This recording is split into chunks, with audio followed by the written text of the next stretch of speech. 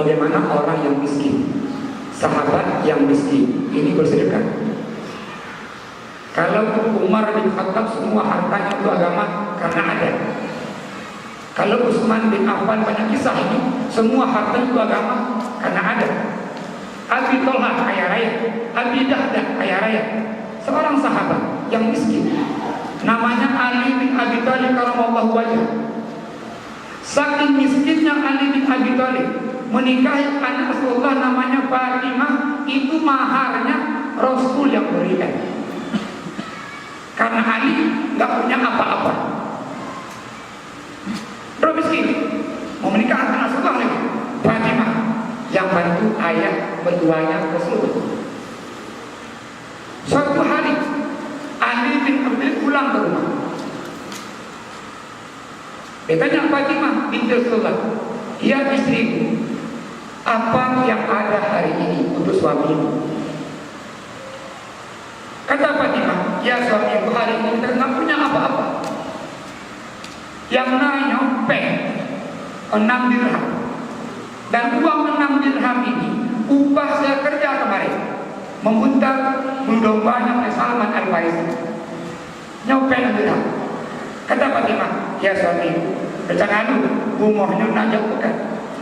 Nak belanja kebutuhan anak-anak kita dengan uang 6 dirham ini."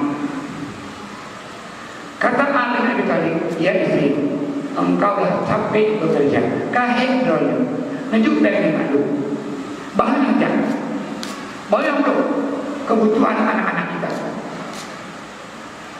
Fatimah berikanlah uang tadi ke suaminya Ali bin Abi Thalib. Berangkatlah Ali ke pasar dengan tujuan membeli kebutuhan anak-anak. Namun di tengah-tengah jalan, Ali jumpa orang yang tua, katikian berwarna baju, pakaian lusuh. Orang tua ini membacakan surah Al-Baqarah 245. "Man dzalladzi yuqridullaha qardan hasanan." Barang siapa yang mau meminjamkan uangnya kepada Allah, fayudha'ifahu lahu ad'afan katsira, Allah akan melipat gandakan uang itu. Wallahu yaqbid wa yabsut, Allah yang menyempitkan rezeki dan meluaskan rezeki. Wa ilaihi turja'un, semua perkara kepada Allah. Tak kala Ali mendengarkan ayat tadi, hati Ali bergetar. Nak kendong, teman dari kendong.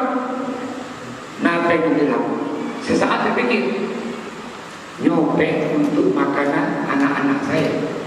Namun ini ada tawaran dari Allah. Barang siapa yang mau meminjamkan uang kepada Allah, Allah lipat gandakan uang itu. Akhirnya Ali bin Abi Thalib ambil yang 6 dirham itu semuanya diserahkan ke orang miskin. Kalau kita mungkin hari ini nampek 60.000, leplu berpakir.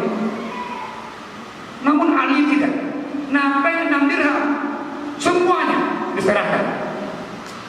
Ali pulang di depan rumah istrinya Fatimah, menengok suaminya, tak tahu apa-apa. Dia tanya, "Ya suami, mana makanan yang kau beli?" Ali gak kuat menengok wajah Fatimah, gak kuat menjawab pertanyaan Fatimah. Ali gak menjawab. Fatimah mulai menangis. Wajah seorang ibu menangis. Anak-anaknya belum makan dari semalam. Tadi pagi Hasan, Husain, Zainab belum makan apa-apa ya.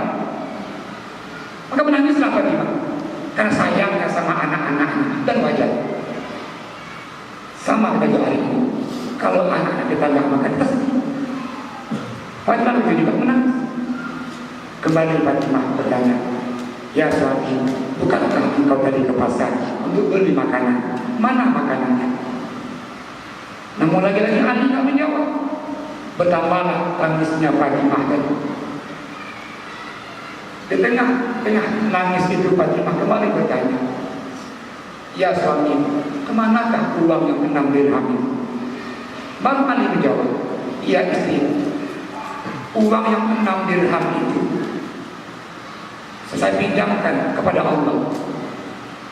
Seorang istri yang taat, yang paham agama, begitu mendengar suaminya menjawab, "Saya pinjamkan uang itu kepada Allah," Fatimah berhenti menangisnya dan tersenyum. Kata Fatimah, "Kalau itu yang kau lakukan wahai suami, Sapu juga mendukung. Kalau kita mungkin hari ini mak orangnya ro kita peng ro limto yang ini jebak kok apa terjadi? Berarti bro bisa kekop sama kamu kan itu kapal. Namun bagi mak tidak. Kalau kita melakukan yang kami sanggup. Kaum muslimat rahimahumullah. Namun Ali, seorang kepala keluarga, terpikir istrinya belum makan, anak belum makan, Ali keluar rumah menuju rumah mertuanya Rasulullah dengan harapan mungkin ada sisa makan di rumah Rasulullah yang dia minta untuk beri makan anaknya dan istrinya. Berangkatlah Ali dengan tujuan ke rumah Rasulullah. Di tengah-tengah jalan Ali pada orang yang tua, orang yang menjual untanya. Dia panggil ya Aba Hasan, karena Ali punya anak Hasan. Dia panggil wahai ayahnya Hasan. Nablon untai. Kata Ali, mohon maaf. Lu kenapa? Kata orang tua ini, anakku, nablon utang ini. Pajan lo nampeng baik. Kata Ali, kalau itu boleh juga, boleh. Kata orang tua yang harganya 100 dirham. Ali belilah unta itu dengan harga 100 dirham dengan pola gaji utang. Ali karena ada unta kembali pulang. Karena Ali ikatkan unta di rumah kembali Rasulullah. Namun tak kalah tadi Ali bawa unta itu pulang di tengah-tengah jalan. Namun Alilah, ya Aba Hasan, apakah dijual untanya? Kata Ali, iya. Berapa harganya? Harganya 300 dirham. Kata orang tua ini, belum untanya, pengkes, nyepecok. Maka Ali jual unta itu dengan tunai, harganya 300 dirham.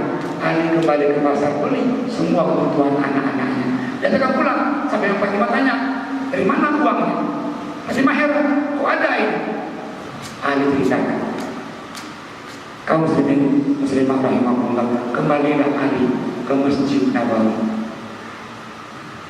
Setelah Ali sembahyang tahiyat masjid, baginda Rasulullah menghampiri Ali sambil tersenyum. Kata Rasulullah, ya Ali bin Abi Thalib, apakah engkau yang bercerita atau saya yang cerita? Kata Ali, engkau ya Rasulullah. Kata Rasulullah, ya Ali bin Abi Thalib, ketahui hari ini engkau pinjamkan uangmu kepada Allah 6 dirham. Namun hitungan jam Allah kembalikan uang itu 1 dirhamnya 50 kali lipat. Allah kembalikan 100 kali lipat. Dipinjamkan 6 dirham, Allah kembalikan 100 dirham. Itu kawinan. Yang tadi yang jual unta itu adalah malaikat Jibril yang menjelma sebagai manusia. Karena malaikat jadi utang peng itu lebih baik. Karena mereka akan melepeng katanya. Yang tadi yang beli unta itu malaikat Mikail yang Allah kirim menjelma sebagai manusia.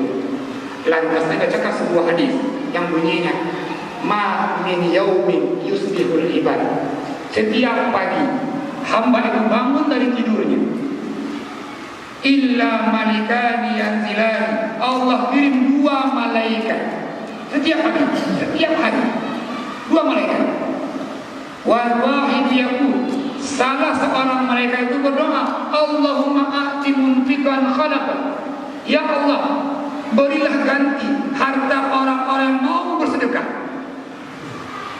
Orang-orang yang mau harta Allah ini gantilah ya Allah beri berlipat ganda. Ini doa malaikat setiap hari. Wal akhar yaqul, malaikat yang kedua berkata, wa a'ti mumsikan talaba, ya Allah guru-guru yang beri, yang baki, yang tak mau bersedekah, nabilah kebinasaan, kehancuran, penyakit seterusnya. Maka di Arab ada sebuah budaya, kalau orang sakit supaya dia sembuh, dia banyak sedekah. Dengan harapan sedekahnya itu membuat dia sembuh. Maka ini doa malaikat setiap hari bagi kita ini yang mau bersedekah. Kaum muslimah rahimahumullah, mohon maaf agak panjang. Terakhir, kita supaya hati kita ini nggak sampai sekeras punya Bani Israel, maka cara pertama adalah perbanyaklah membaca Al-Quran. Setelah kita baca, kita pahami apa yang kita baca. Yang paling pokok lagi adalah mengamalkan apa yang kita baca. Semoga bermanfaat dan mohon maaf saya akhiri. Assalamualaikum warahmatullahi wabarakatuh.